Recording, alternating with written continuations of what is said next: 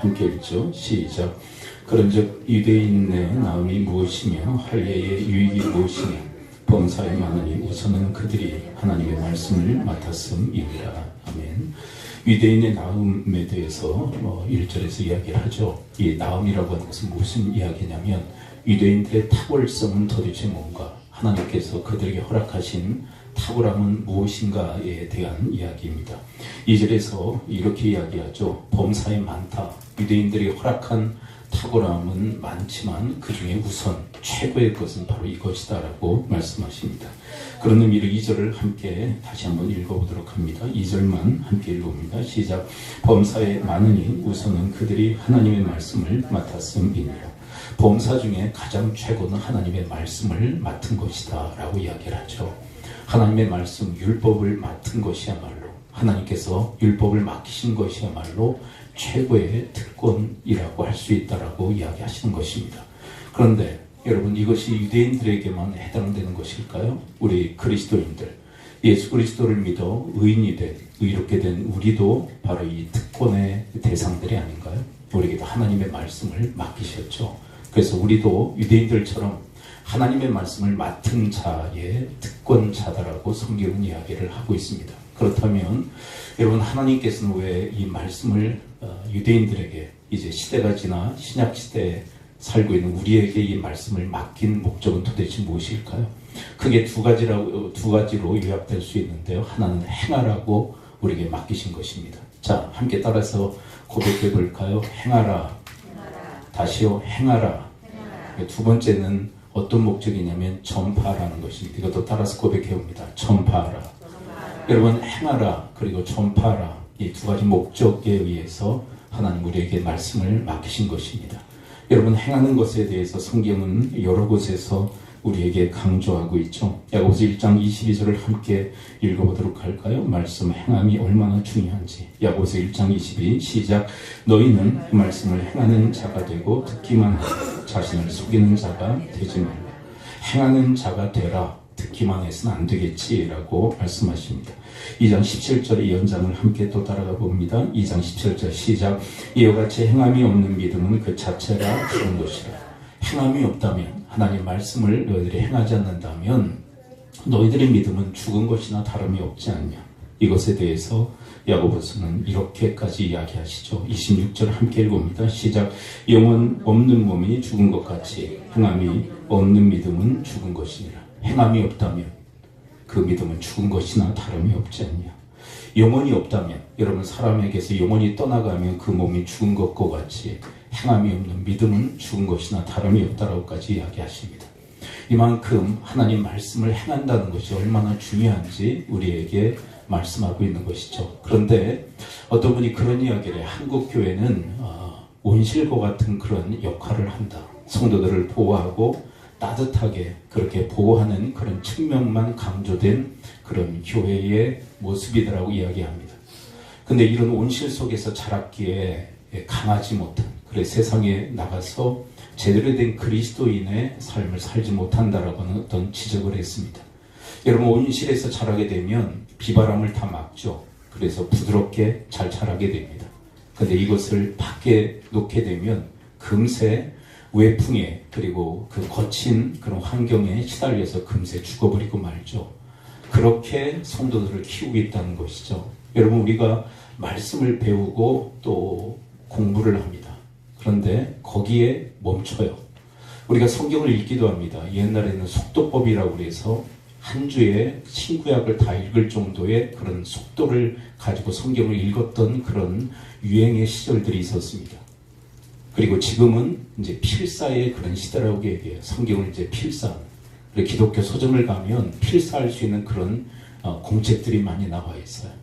그런데 이런 것들은 다 성경을 공부하는 일에, 성경을 듣는 일에 초점이 맞춰져 있습니다. 그런데 정작 성도들은 세상에 나가, 거친 세상, 광야 같은 세상에 나가서 그리스도인답게 살도록 그렇게 준비시키는 그런 일들은 감당하지 못하고 있어요. 그토록 성경을 많이 배우지만, 그리고 성경을 많이 듣지만 왜 이렇게 나약한 성도들 뿐일까요? 그것은 교회가 온실과 같은 그런 역할만을 했기 때문이더라고 진단을 내릴 수밖에 없는 것이죠.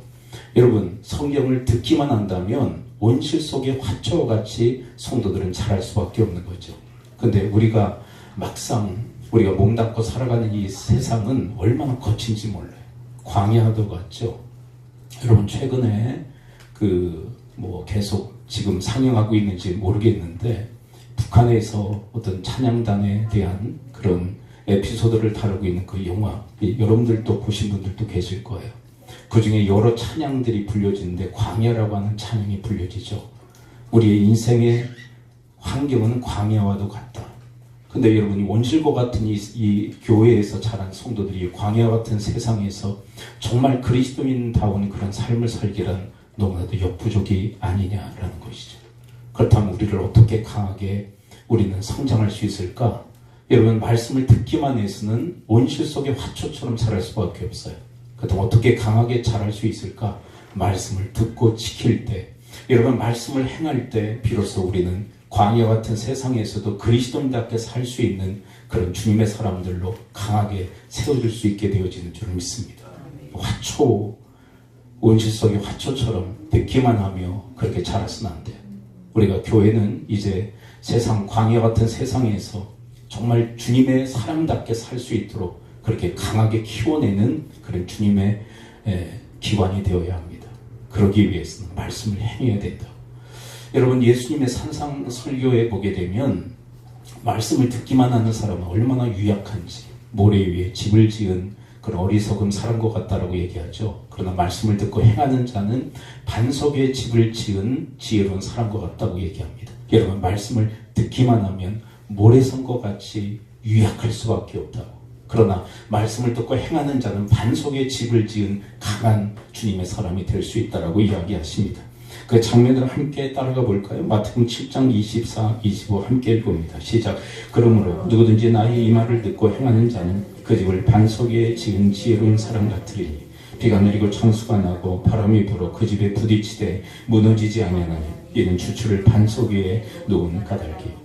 여러분, 말씀을 듣고 지키는 자는 반석에 집을 지은 신앙을 세운 자와 같아서 세상의 풍파, 바람이 불고 홍수가 나도 절대 무너지지 않는다고, 이 정도로 강함이 있다라고 이야기하십니다. 여러분, 우리는 말씀을 듣기만 하는 자들이 아니라 말씀을 듣고 행하는 자들이 되어야 할 줄 믿습니다.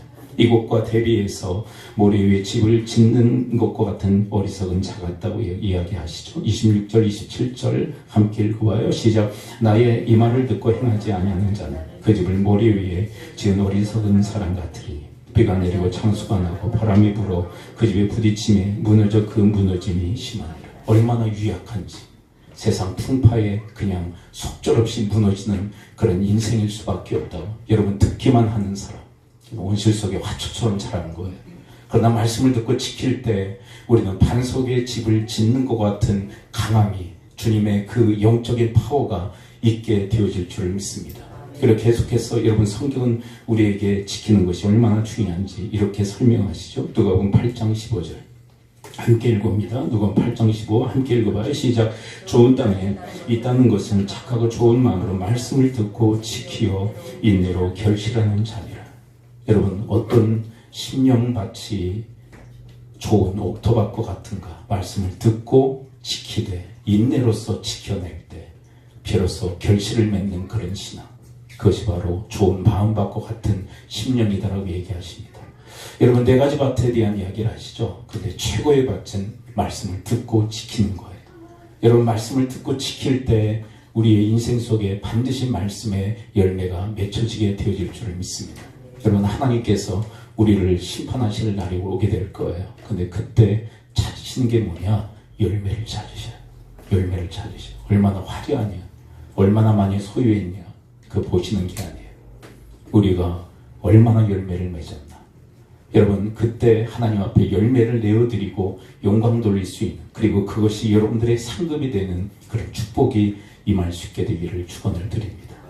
여러분, 말씀 우리 교회에 맡기셨다고요? 행하라고, 공부하라고만 그렇게 듣기만 하라고 맡기신 것이 아니라, 여러분, 읽고 쓰고 다 중요해요. 성경 공부하는 거 다 중요해요. 근데 정작 행하지 않는다면 알맹이가 없는 껍데기에 지나지 않는 것이죠.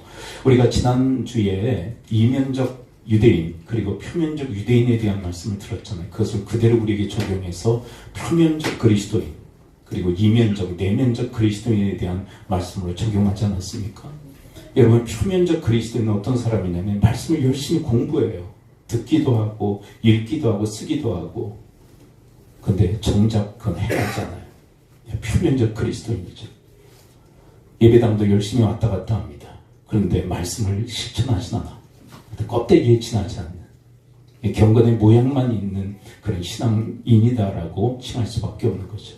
그런데 알맹이가 있는 신앙, 알곡과 같은 신앙은 어떤 사람이냐면 말씀을 듣고 쓰고 그리고 공부한 대로 실천하는 사람.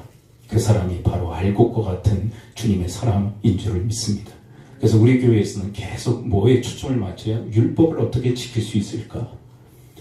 우리가 다양한 것을 추구하기에는 너무 역부족이다. 그래서 핵심을 공략하자. 왜 핵심 공략하자고 얘기하죠? 핵심을 이룰 때 율법을 완성할 수 있다라고 주님께서 우리에게 가르쳐 주시기. 핵심이 뭐예요? 핵심? 하나님 사랑과 이웃 사랑이 아니에요? 근데 이 두 가지를 또 하나로 주님께서 압축하시죠. 뭐라고요? 내 이웃을 내 자신과 같이 사랑하라. 이것이 온 율법과 선지자라고. 온 율법과 선지자의 가르침의 핵심이라. 그런데 여러분 우리가 조금 의문이 생기잖아요. 하나님 사랑은 하나님 사랑이고 이웃 사랑은 이웃 사랑인데 이것이 어떻게 내 이웃을 나 자신과 같이 사랑하라는 말씀으로 통합되어질까? 우리 금요일에도 제가 잠깐 이 말씀드렸어요. 여러분 하나님도 우리가 사랑해야 될 이유다니까요. 첫 번째 이유. 그래서 하나님 사랑과 이웃 사랑이 내 이웃을 나 자신과 같이 사랑하는 말씀으로 통합되어지는 거예요. 하나님도 그렇게 사랑하라고. 나를 사랑하듯. 그래서 하나님께서 나에게 받고자 하는 대로 나에게 대접해 주시듯 나도 이제 역으로 하나님께 받고자 하는 대로 하나님을 대접해 드리는 그런 삶을 살아갈 때 하나님 사랑하게 되는 거 아니냐고. 여러분 이웃에게도 받고자 하는 대로 대접할 수 있다면 그것이 이웃을 나 자신과 같이 사랑하는 거 아니에요? 이렇게 우리가 힘써 살자고. 그러면 율법을 완성할 수 있다고. 하나님 말씀을 우리가 지킬 수 있다고. 여러분 다른 거 다 못 지키더라도 이 말씀만은 지켜내 여러분들이 율법의 완성자들, 율법을 성취하는 자들이 되실 수 있게 되기를 축원을 드립니다. 여러분 우리가 향방 없이 뛰면 안 돼요. 그리고 너무나도 많은 것을 이루기 위해서 뛰어서는 안 돼요. 우리가 시간적으로 이제 점점 시간이 줄어들어요. 시간이 줄죠. 많은 것을 할 수 없어요. 핵심을 공략해야 돼요. 여러분 우리가 큰 교회라면 많은 것을 할 수 있겠죠. 자원이 풍성하게. 근데 우리 교회는 소형 교회예요. 근데 소형 교회가 큰 교회가 하는 거 다 하려고 하면 할 수가 없는 거 아닙니까? 그럼 어떻게 해야 할 거냐? 핵심을 노려야 돼. 핵심을 공략해야 돼. 네. 여러분 우리가 핵심 중에 핵심, 하나님의 말씀 중에 말씀, 내 이웃을 내 자신과 같이 사랑하라는 그 말씀, 남에게 대접을 받고자 하는 대로 대접하라는 이 말씀 붙들고 고군분투하는 삶을 살아갈 수 있게 되기를 축원을 드립니다. 그래서 그걸 강조하는 거죠. 그리고 저희 교회는요 계속 한 주제를 붙들고 계속 말씀을 리바이벌하면서 다루지 않습니까? 우리가 주일에 선포된 말씀 새벽에도 계속 다뤄요. 그 주제를 가지고. 그리고 금요일에도 다루고. 왜 그럴까요? 여러분 매일같이 주제가 달라지면 실천하기는 어려워요. 그래서 일주일 어간 주일에 선포된 말씀을 계속 반복적으로 리바이벌하면서 다루는 거예요. 왜 그럴까요? 실천의 목적이 있기 때문에 그래요. 제가 한동안 인천대에 가서 신회를 말씀으로 섬겼던 그런 기억이 있어요.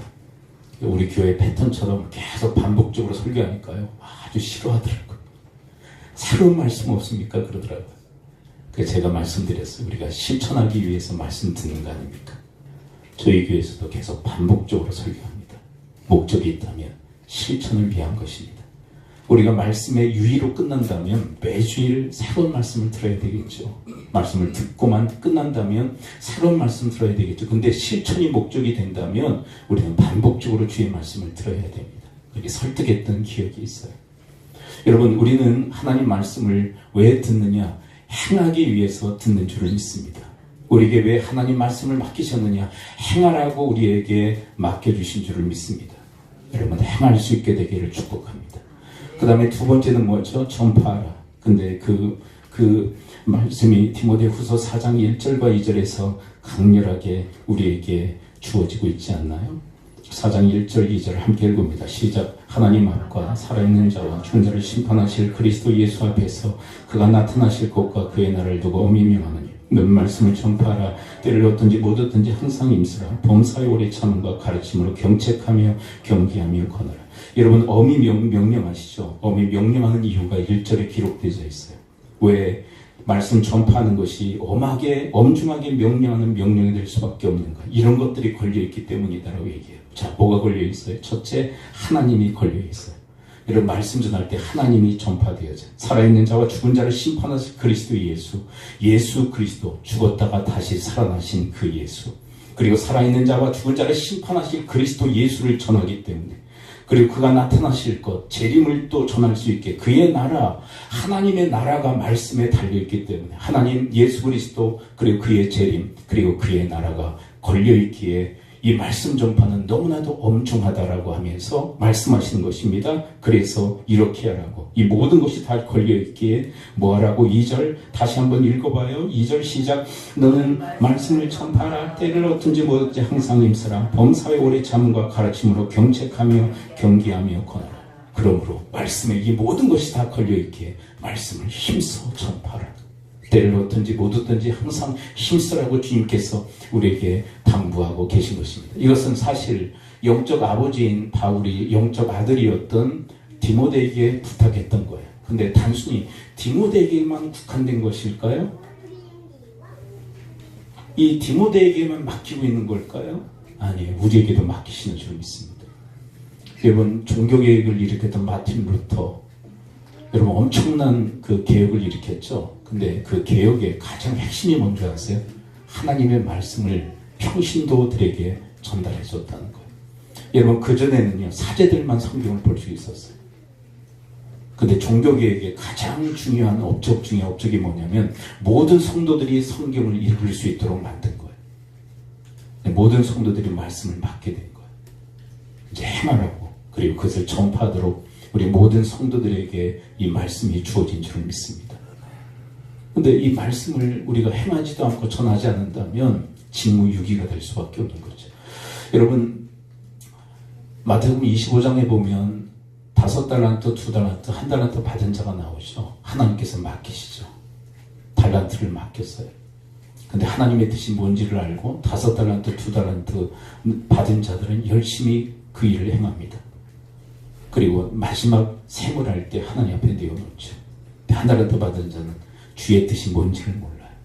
그래서 땅에 묻어둬요. 아무것도 안 해요. 여러분, 하나님 말씀을 우리에게 맡겨주셨는데 아무것도 안 하면 1달란트 받은 자와 다를 바가 없는 거예요. 여러분, 주의 뜻을 분별하고 그 뜻을 이루고 성취하는 여러분과 제가 되어지기를 축원을 드립니다.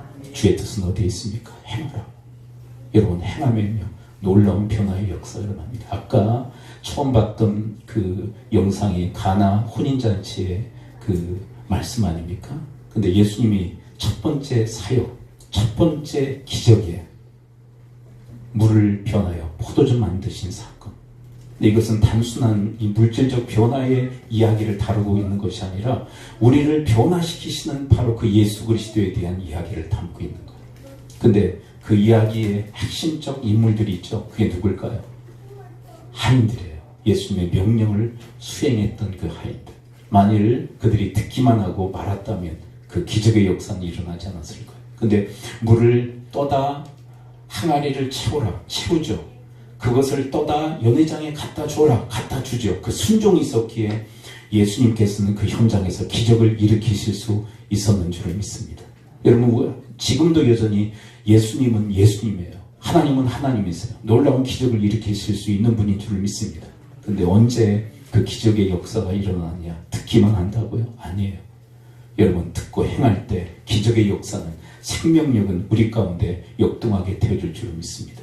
그래서 그 생명의 말씀, 진리의 말씀을 전파하고, 왜요? 하나님이 걸려있고 예수 그리스도가 걸려있고 재림이 걸려있으며 그의 나라가 걸려있기에 말씀을 힘써 전파하고, 말씀 전파할 때 이 모든 것이 함께 동시다발적으로 전파되어지는 역사가 있게 되어질 줄을 믿습니다. 근데 이 말씀을 왜 이토록 전파라고 얘기할까요? 디모데후서 3장 15절부터 17절에 이 말씀을 전파하면 이런 역사들이 일어나기에 15절 먼저 읽어볼까요? 복음화의 역사죠. 15절 함께 읽습니다. 시작. 또 어디서부터 성경을 알아나니 성경 능인으로 하여금 그리스도 예수 안에 있는 믿음으로 말미암아 구원에 이르는 지혜가 있게 하느니라. 구원의 지혜가 전파되어지게. 복음화죠. 예수 그리스도 믿으면 구원받아요.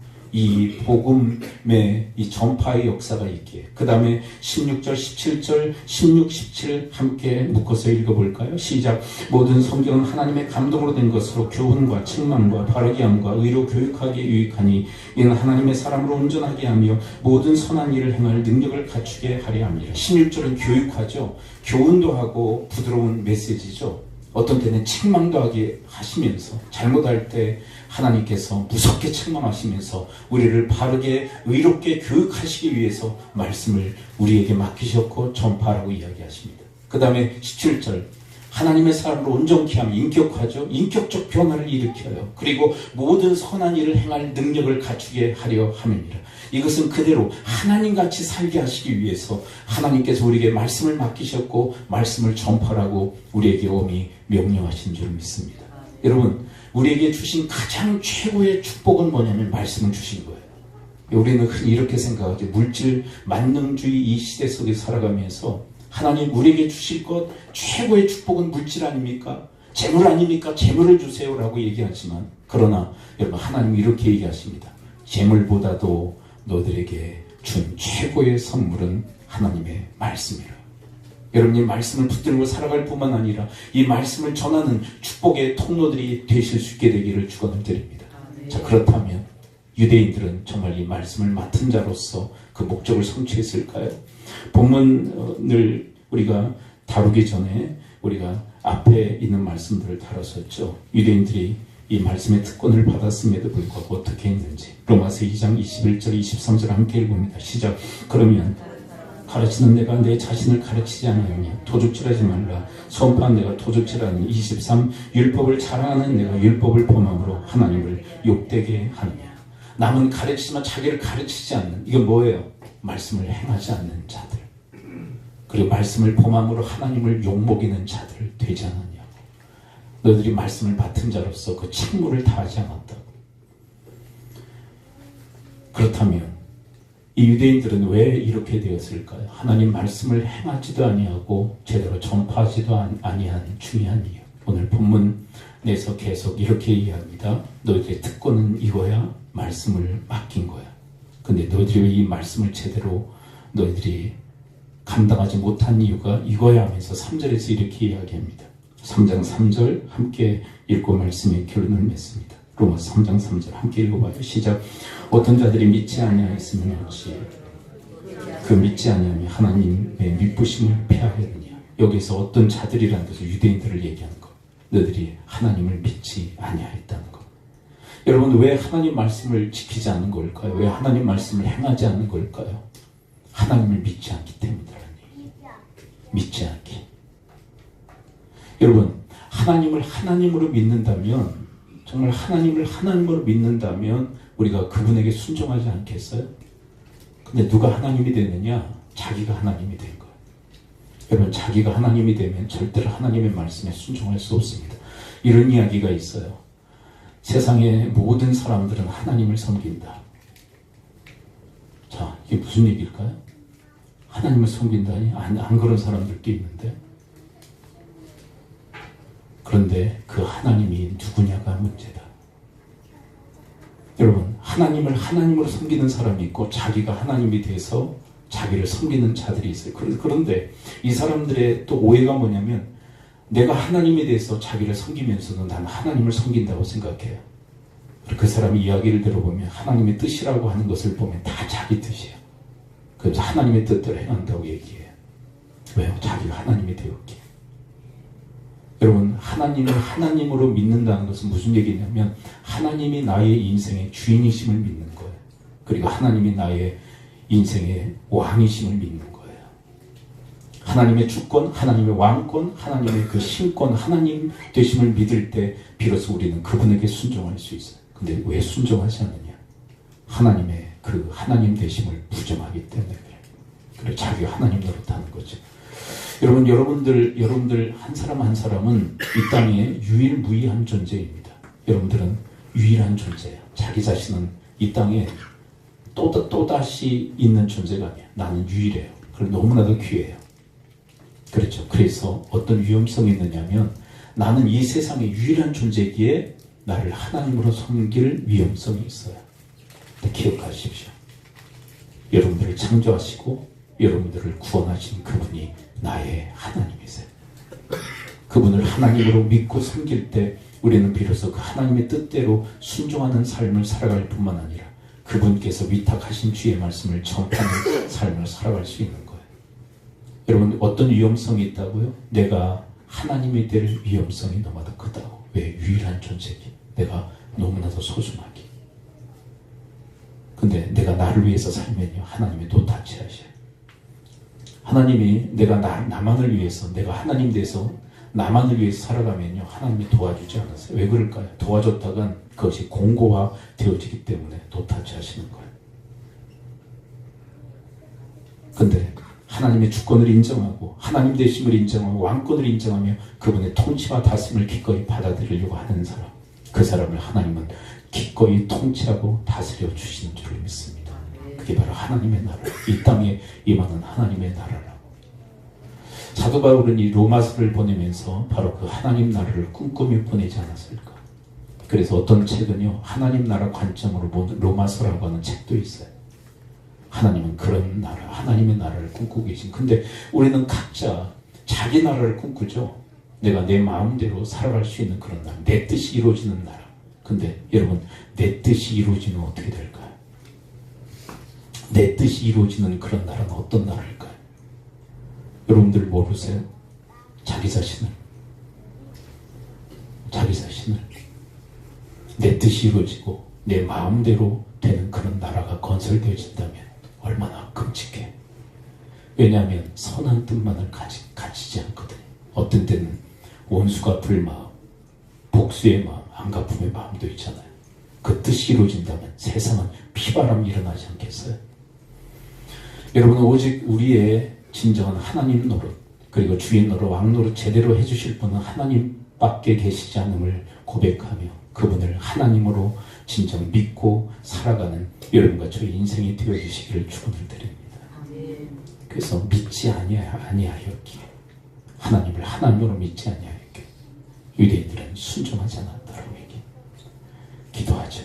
우리 시간 함께 기도할 때 말씀 들고 기도하기로 합니다. 하나님, 먼저 저들에게 하나님을 하나님으로 믿는, 하나님의 주권과 왕권을 믿는 믿음을 갖게 하시고, 그래서 하나님께서 맡겨주신 말씀을 행하는 자들, 순종하는 자들이 되게 하시고, 그리고 이 말씀을 전파하여 복음화, 교육화, 인격화, 생활화를 이루어내는 그런 삶을 살아갈 수 있도록 주여 도와달라고 우리 합심 통성으로 주님 앞에 기도하며 나가도록 하겠습니다. 아버지 하나님, 오늘 말씀해 주시니 감사를 드립니다. 오 주여, 저희들의 주가 되시는 주, 저희들의 왕이 되시는 왕, 저희들의 하나님 되시는 하나님, 아버지 하나님, 저희들은 유일무이한 존재기에 저희들이 위험성이 있습니다. 저희들 자신을 하나님으로 섬길 위험성, 그 가능성이 너무나도 너무한데, 아버지 하나님, 저희들이 하나님 노릇하는 삶이 아니라, 아버지 하나님, 내가 기꺼이 진정 하나님 노릇할 수 있다고 믿는 믿음이 아니라 하나님만이 진정 저희들의 인생에 하나님 노릇해 주실 수 있는 분임을 믿기에, 하나님의 주권과 왕권을 인정하기에, 하나님을 믿기에 하나님께서 맡기신 말씀을 행하는 자들, 순종하는 자들이 되게 하여 주옵시고, 아버지 하나님 또한 그 말씀을 전파하여 복음화, 교육화, 인격화, 생활화의 역사를 이루는 저들의 삶이 되어지도록 주여 도와주옵소서. 아버지 하나님, 오늘 저들에게 말씀을 맡겨주신 이 이야기를 들려주시니 감사를 드립니다. 말씀 맡기신 것 행하라고, 그리고 전파라고 저들에게 맡겨주시는데, 하나님을 하나님으로 믿기에 이 일들을 온전히 수행해낼 수 있는 저희들을 되어지게 하옵소서. 여러분들 아픈 부에 손을 얹으십시오. 그리고 감동 주신 분 한 분을 가슴에 품으시고 손을 얹으십시오. 내가 주 예수 그리스도의 이름으로 명하노니 모든 질병의 세력은 이 시간부로 다 묶임을 받고 떠나갈지어다. 고침 받을지어다. 강건의 복이 임할지어다. 예수 그리스도의 이름으로 축복하며 기도합니다. 아멘.